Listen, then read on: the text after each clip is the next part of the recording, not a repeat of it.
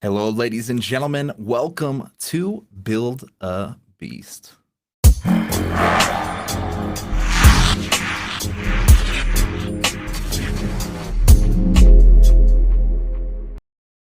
Hello, thank you guys so much for joining us today.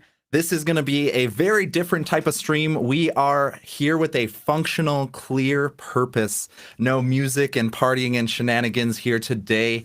It is all business as I'm starting a journey here to level up my life. I had a great year last year, but really have found room to grow and optimize. So, in the beginning of this year, I was looking for someone that could help me on that journey. I missed the feeling of when I was a college athlete, you could feel when you're at peak performance and just another level of energy. And that is what we're tapping into with this show, Build a Beast. We have an elite performance coach and trainer backstage here that's going to be the star of our show this season, and we'll be sharing this journey together. You guys here in the audience can be a part of this experience with me and with us. So without further ado, I'm going to go ahead and bring our coach for the season onto the show. He is an elite performance trainer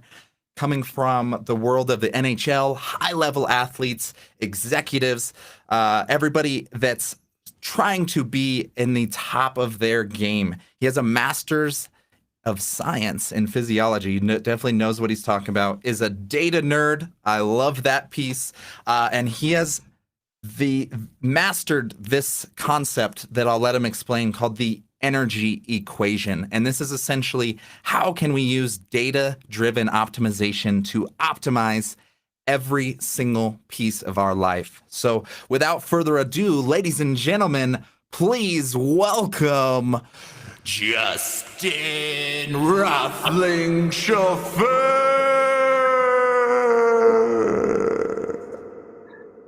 What's up? What's up, my man? Thank you. Like, if I could have that type of intro every time I walked into a room, I would 100% do that.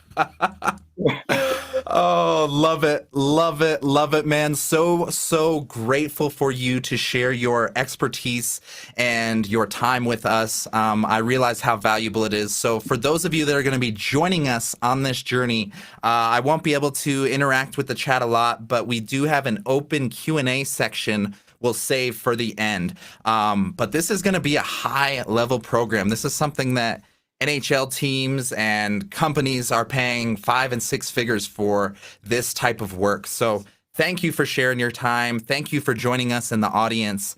And thank you, Justin. What we're talking about today is these fun little things, wearable technology, data, figuring out what the hell it all means, because my amateur ass version just thought of it as like heart rate monitor, and that was like about it. But there's a whole nother world that I'm going to let you bring us into. So yeah, take it away, man. This stream is yours. No, I appreciate that, Travis. And just as we were kind of going through this, how many of us out there, just take a second, have found ourselves striving for this level of what quote unquote is this high performer or high performance? And we sit back often, we're like, what does that actually mean? What is it actually putting us towards? Because it's turned into this commercialization of high performance. We have high performance coffee, we have high performance socks, we have high performance liquor, we have high performance clothing, we have high performance sleep aids. Everything has turned into this tone of high performance, where in actuality, we have no idea what it truly means to us and how to get it. What we see from 95% of the people that are showing up at our doorstep, who we're working with, is they're finding that they have energy at all the wrong times. They have energy when they're trying to go to sleep, and they're peeling themselves off the pillow in the morning. And it's the inverse effect of what we're actually trying to figure out and what we're trying to accomplish. So in doing so, creating the energy equation has really always been about mastering both our inner and outer energies. And from the outer energy piece, we have this filter that takes a look at DNA, takes a look at epigenetics, takes a look at information from different pieces of wearables. And so that is what we're truly looking for, is how to find what it is that's happening around us and truly intrinsically inside of us, and apply it to us to play our game and not the guru's game, not what everybody else is commercializing, not what it's coming out and saying, if you have this tea, this is the answer. If you have this workout, this is the answer. If you have this meditation, this is the answer. If you have this mindfulness practice, this is the answer. All of these things are great, but what do they mean for you? When are they appropriate? How do we utilize them? At what point are they going to be optimized for us? And and what we've ultimately done is created individualized solutions instead of group practical applications. Brilliant. Brilliant. No, it's much needed. There's a whole like level of complexity and depth that I was not even aware existed prior to starting this adventure. So excited to get nerdy and go deep, man. Absolutely. So on this journey, guys, we're going to be really diving in. We're using Travis as the individual, really utilizing him as the guinea pig to show you guys what is capable out there. Now, you may not have a Whoop band, you may not have an Oura ring, you may not have a Fitbit, an Apple Watch, a Polar, a Garmin, a Muse, you name it. I could go on and on and on. You may not have access to DNA epigenetic testing. You may not have access to any of this stuff. If you want more information, you can always go to my website. You can reach out. You can DM me. We have access to a lot of this stuff at very unique price points, and while being able to apply it in a unique way as well. So the key to all of this is making sure, again, that you are playing your game. We are figuring out the more information about ourselves. And it goes back to it where Jeff Bezos said, knowledge is power. And the more knowledge that we have about our bodies, the more we know about ourselves, the better we can create a change, the better we can create systems and practices that are actually applicable to us. So we're going to go through, and I'm just going to share my screen here. We're going to go through, and Travis, can you see that? Not yet. That little middle button next to the camera should have the share screen, and then you can pick which window. There we go. Love it. There we go. Love it. Love it. Okay, so we can flip this, flip that, flip a little boom, bang, bing. There we go, baby. Dig it. Dig it. So you guys have a feel of where we're going. We're going to really be diving down into our outer energy and taking a look at Travis's data, Travis's information in a very systematic way. And we're going to break it down into 8 different categories. And these categories stem from this. One is going to be exercise. And the big thing I want you guys to understand here is these are not in order of importance. Nutrition, hydration, sleep, stress management, immune function, environment / ecosystem,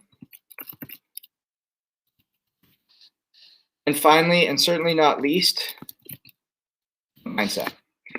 And so these 8 parameters are things that we are going to be focused on through this whole journey, and utilizing data and information so that we can now drive forward in a way that has never been done before, especially for a lot of us. Because what happens so often is we come over into, and I'll pull up Travis's data here, but we come over into this space quite often, and we end up with this, just go to this Whoop page. We go into this and we look here and we're like, okay, I have HRV, I have resting heart rate, I have these recovery scores, I have a strain score, I have sleep with a bunch of numbers and informational pieces, but I really don't know what it means for me. I really don't know what it means to apply it in my life. What does this mean? How can I make things better? And what we want to do is we're going to bring it down to one key metric, and one key metric only in any wearable. So whether you have a Whoop band, whether you have an Oura ring, whether you have an Apple Watch, and Apple is funny because if you do have an Apple Watch, I guarantee you it's been pulling HRV data on you. And I'm going to show you how to do that in a second and how to find it. But HRV is the key metric. And we started with Travis a month ago. HRV is an inner metric of strain on the body. And so I'm going to come back here and share come back to this normal screen here, Travis. So I can come over to my trusty whiteboard. And if we take a look here and pull it up nice and tight, HRV is a measure of internal stress on our body, okay? So we've all seen this type of measurement, which is our EKG. Right at the top here is our R wave, which is the peak of the highest point. And what HRV is actually measuring is the time in milliseconds between the tops of these curves. And so let's say, for example, this is 550, this is 700, and this is 650, just for easy figuring. That means the difference between these two is 150 milliseconds. The difference between these two is 100 milliseconds. The average right here is 125. That means that our HRV score is equal to 125. So it is a sheer measure of time between beats. Now, it's not your heart rate. Let's not confuse that, because we can have a resting heart rate of 60 with an HRV of 70, and we can have a resting heart rate of 60 with an HRV of 95, simply because the timing of the beats is different. It's the EKG movement, and it's an internal measure of stress. There's two areas of stress in our body, and it's a spectrum. On this side, it's the parasympathetic system. On this side, it's the sympathetic system. Sympathetic, think about stress, fight, flight, get up and go. Where parasympathetic, rest, digest, relax. And we are always somewhere along this spectrum. And we need to make sure that we are allowing this spectrum to, again, oscillate freely back and forth. Because so many of us live in this sympathetic overload, which thus affects our HRV. The lower our HRV, the higher our stress level. The higher our body is feeling stress. Keynote here, asterisk this, take a note down, write it down, put it in big words above your mirror, whatever. Our body does not know the difference between physical, mental, spiritual, emotional, or any other type of stress. It only sees it as stress. And thus, this is why exercise, a fight with your spouse, a tough decision at work, a hard day at work, will all have the same impact on our bodies. Thus, HRV is the one measure, the only measure in which we truly need to look at in order to optimize the habits and understand whether they're pushing us in the right or wrong direction, because it is so individualized. Now, when I say it's individualized, I'm saying that a high HRV for me at 112 doesn't mean that 112 is what Travis should be striving for. It is such an individualized metric that it is going to be individual for each one of you. But the trend line that we're looking for is wanting to see that trend line going upwards, meaning that what we are doing is working in the right direction. So in saying that, understanding there's two nervous systems, parasympathetic, sympathetic. Understanding that it's a spectrum of where we live. Understanding that within that spectrum, We are going to be on one side or the other, and we can do things such as meditation, such as mindfulness work, such as journaling, such as yoga, such as stretching, that will help us bring the response backwards. So all of a sudden we start to say, Justin, I get it. Now I understand why just doing meditation whenever throughout the day is not as important. I all of a sudden understand why doing mindfulness work at any point in the day is so important, but choosing when it is right for you. Because as soon as we understand that, and start to realize, oh, this is helping me and increasing my HRV on a trend, that it's fitting into your life. So with that being said, this is where I want us to start right now, okay, is the HRV. And we're going to go and dive into Travis's data right now, because we started about a month ago. And when Travis and I started, the old HRV score was not as poppin' as it was now. So let me bring this up over here. Okay. And I take a look at this. So if we take a look at Travis's HRV score, it started right down in that 42 area. Okay.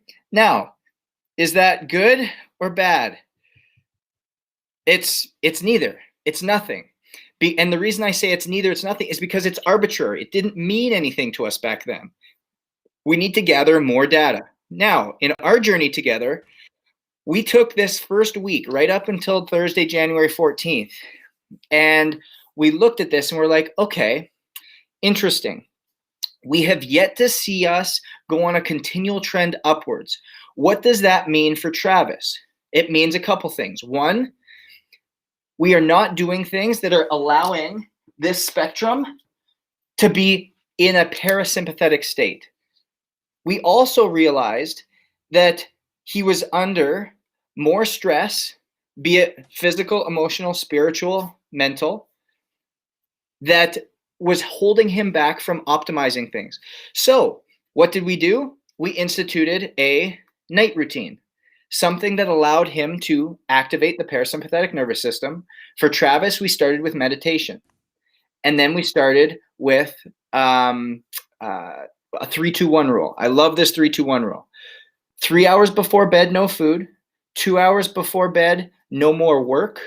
1 hour before bed, no more blue light. And within that 1 hour window, we now focus on things that are going to improve HRV or improve parasympathetic response.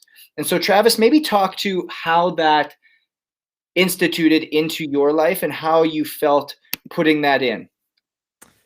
Yeah, no, there were a few obvious pieces. I think seeing the sleep quality metric, I know we haven't tapped that one in quite yet, but it's all part of the same puzzle. I could literally see the days when I stayed up too late watching Netflix and discovered The Walking Dead, and my sleep quality went straight down. I was up till like 2 in the morning, and then I saw it start going like yellow, almost red. And then other days when I was strict about it, it was very obvious it would start pulling towards the green. So stuff that we've always kind of known in our heads probably really is given a new perspective when you see the numbers and the data supporting it. And that's such a great point, Travis, because there was a couple things that I wanted to pull up here as well when we come back to sleep. So we're going to do a full day just on sleep because, I mean, to be honest with you, we can probably do 3 or 4 days on sleep. There's so much information there. And we know it's the number one driver in weight loss, the number one driver in mental health, the number one driver in chronic illness prevention, the number one driver of longevity. So sleep is super important. But when we come back and take a look at Travis's quality of sleep and the effect of it, you see here we got light sleep, then we've got slow wave sleep, and then we've got REM sleep. There's also this one phase, which I'll open up here as well, and it's called our wake phase. And so the quality of sleep that Travis was getting was actually impaired by that blue light exposure. And we see that here on that 17th. We see the difference in total quality sleep time. Now, our REM and slow wave sleep are the only times that our body is physically and mentally restoring itself. Light sleep and our awake phase, it's literally like we're playing dead. That's all it is. Our eyes are closed, we're laying there. It's as close as we're going to get to being dead before our clock runs out. But nothing's actually physically happening that's restorative to us. Nothing's happening with our lymphatic system that removes toxins from the brain. Nothing's happening with our memory formation. Nothing's happening with the detoxification of our body. Nothing is going on. It's simply we're just there. And if we notice on that day that Travis didn't limit his exposure, he got almost 8 hours of time in bed, but only had an hour and 45 minutes of quality sleep. Versus when he participated in, let's just even go to the next night, when he participated in that quality sleep routine, eliminated blue light, got his temperature down, was able to get into that parasympathetic nervous system or response before bed, adding in the meditation, adding in some of the showers in which we were doing. Look at the difference. 7 hours and 15 minutes of sleep, so 30 minutes less total, but all of a sudden went to an hour and 53 minutes of quality sleep, 2 hours and 6 minutes in REM, an hour 47 in slow wave. He more than doubled his quality sleep that he was getting. And that is the impact that we start to have. And it's something called sleep debt. And it's something that we cannot make up over the course of, think about making up an hour and 45 minutes over a course of 7 days. We're now talking about 12 hours in a week. We're talking about 36 hours in a month. We're talking about almost 400 hours in a year. It really adds up quickly, and it's hard to overcome this poor habit in which we're eliciting. And if we come back to it and we really take a look at what we were seeing in his recovery and HRV numbers mimic that perfectly. The days in which he was recovering and getting quality sleep, it was high. The days that he didn't, it was low, one of the lowest. It was that night right after the TV day. And notice how the effect drains on. But the other thing I want you to take a look at here, guys, is it's not just what happens in the day. It's what happens in your lifestyle overall, because it's not just one acute thing that's going to change that. It's on a greater scale. And that's coming from low, and we see that Travis is on an upward trend. That means those habits and those 7 areas in which he's focusing on, if we go back to that scale, which is exercise, nutrition, hydration, sleep, stress management, immune function, environment or ecosystem, and the last one, which we'll touch on later, is mindset, which is that 8th one. He is making changes with everything that we're doing, and we are seeing that HRV trend in the right direction. So the one thing, if I can leave with you guys today, that I want you to start measuring, start looking at, is that HRV metric, so that we can start getting some type of information, seeing where we are ending up on the parasympathetic to sympathetic scale, and starting to learn where we need to start putting metrics in order to make us healthier, stronger, and internally more bio-individualized in the choices that we're making day to day. Amen. No, I had the mute here for the dogs in the background, so we might get some guest appearances from them. But no, it's the data nerd in me loves this so much, because there's so many points. Like the same way you would grow a business or optimize a business, you need the numbers. And I always just thought that they didn't quite exist, or it was in like this like unreachable level of like, oh, that's only for high level NHL players. Like we couldn't do that here with a Fitbit or Whoop Band or whatever. All of these wearable tech like has this information. It's crazy. That's the wild part, is and it goes back to this quote that Simon Sinek said, and he said, if all it needed was information, we would be living in a world full of billionaires with 6-packs. If that's all it took was information. But it's, how do we apply that information? How do we take the information which we have in the Fitbit, in the different wearables, the Apple Watch, all of these things, It becomes, how do we take that information and apply it in something that means something to us? That's the biggest thing. So many of us are willing to look at these metrics and these numbers for our businesses, but yet we're not willing to learn and understand these metrics for our bodies. And ironically enough, our bodies and our minds and us is what runs our businesses. And so in coming from the world of the NHL and now applying it over to the some of the, I mean, we've got entrepreneurs and executives who are running Fortune 500 businesses. We're talking about BMW. We're talking about Sub-Zero. We're talking about Macy's. Like these people are all of a sudden starting to get it, because it doesn't matter how much money we have. It doesn't matter how far along we are when we understand that we're behind the 8 ball and we continue to ignore the signs and symptoms of what's going on. We have to be in massive amount of sleep debt. We have to have massive amounts of anxiety attacks. We have to have vomiting, difficulty eating, chronic disease come up before we even go, oh, maybe I can do that, but is there a pill to fix this? But literally we have equations there in which we can dive into and truly make a massive change to ourselves that are based upon us. And so this is what's truly exciting, is through this whole process together, guys, we're going to teach you things of how to look up your HRV. When you look at it, what is it meaning? We just touched the surface here. You can go to my content. You can see it every single day. You can go to, if you go to Master in 6 Minutes, masterinSixminutes.com.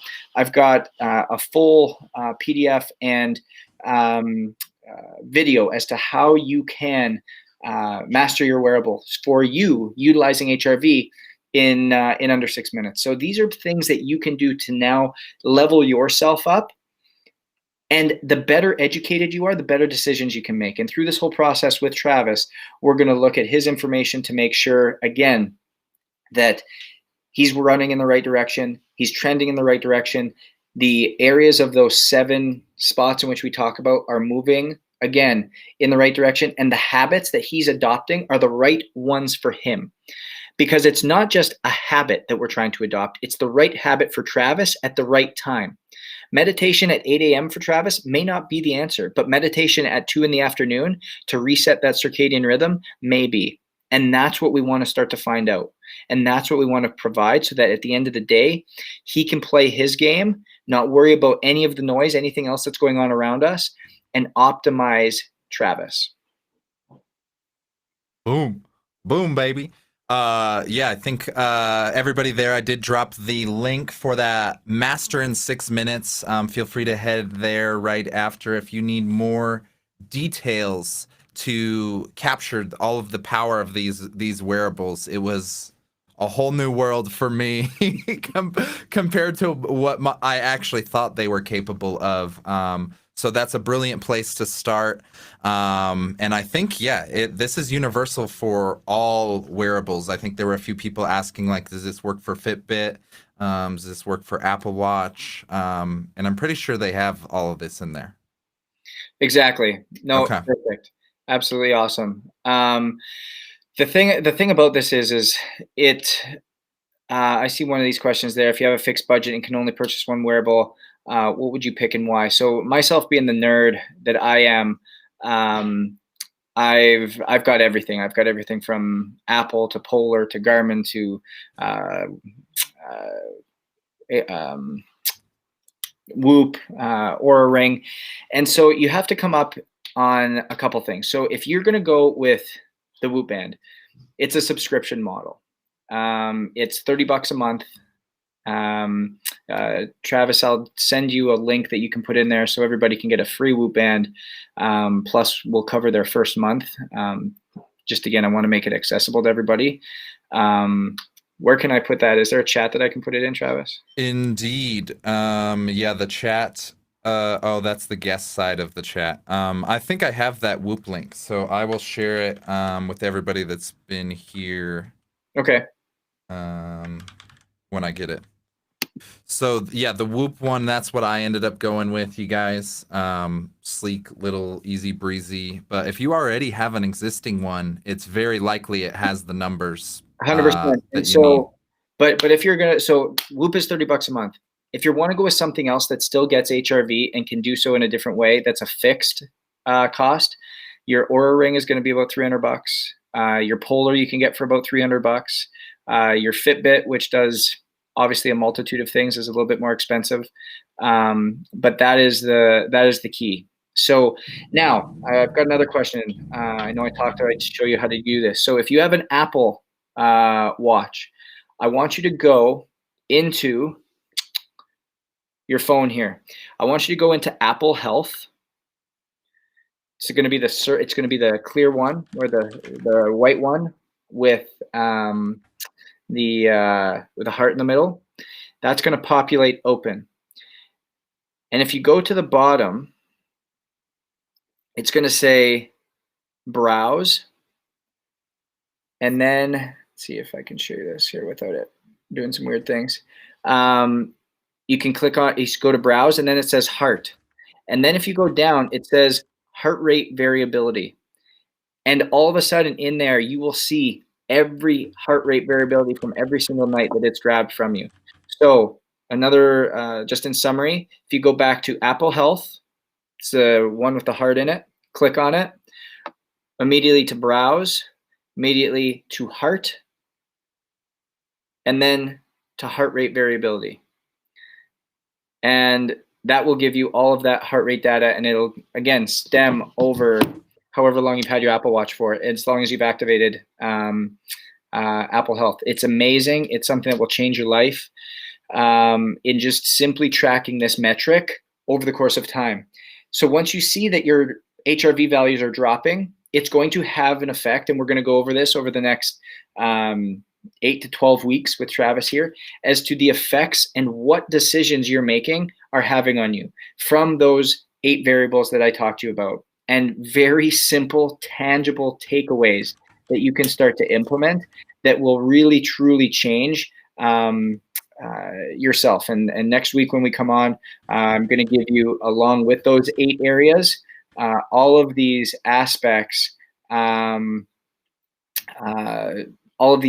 that can really truly impact you immediately. So I'll actually just tell it to you here, Travis. You can type it right in there for the free Whoop Band link. It's join.whoop.com/ownit. And then away you go. And yes, you're right. You can also save your HRV in favorites. Once you have that in Apple Health, and you pull that up, very easy for you to save that there, so you can check it again very simply every morning, and then where you need to go. So it's great. Brilliant, man. Brilliant. Any final words for people joining us next week? We're going to be tapping into, I believe the next piece is habits and scheduling and everything around that. Any homework that people can come to the table either ready with, or that would be helpful for continuing our journey here next week? Yeah, 100%. Great question. So first thing is figure out one way in which you want to track HRV. If you already have one of these things that we've talked about, great. If you don't have something like this, a way in which we can artificially track HRV is, as soon as you wake up in the morning, you roll over, the first thing I want you to do is find your pulse, either here or here, and just take a measure of your resting heart rate. Okay, a measure of your resting heart rate. And then I want you to write down, on a scale of 1 through 10, your overall stress level that you feel in terms of anxiety. 1 being not a care in the world. You could literally float off and you're like a euphoric state. 10 being like, oh my God, I'm about to have a panic attack. So resting heart rate, find it on a minute basis, and then right into your 1 through 10 stress level. I want you to do that for the next week, and I want you to bring that when you come the following Thursday. Because next week, really exciting. We're going to get into habits, and those habits are going to be ones that you can take away immediately, like immediate takeaways. You're going to come and you're going to be able to leave and go, Justin, I've got 8 new habits that I'm able to implement today. And Travis has been utilizing a lot of these already. We're going to start to curtail a couple of the ones in which he has. Um, but they're immediate takeaways from those 8 points that we just spoke about. And that is the starting block for everything. Brilliant. Brilliant. Well, that's episode 1 of this adventure, you guys. Get your wearable, get hooked up on anything that can start tracking some of this data. Again, that key anchor piece is an HRV rate. That's what we're looking for as kind of your continuous KPI for all of us in the business realm. That's going to be our key performance indicator throughout this journey. Sweet, and we'll jump into the show next week on habits. Thank you so much, Justin. Appreciate you for kickstarting this adventure, and thank you to everybody in the audience. Feel free to reach out to Justin. Check out his company, Own It. They are rocking and rolling at a completely different level than everybody else. So well worth it. And yeah, we'll see all of you guys next week on Build a Beast.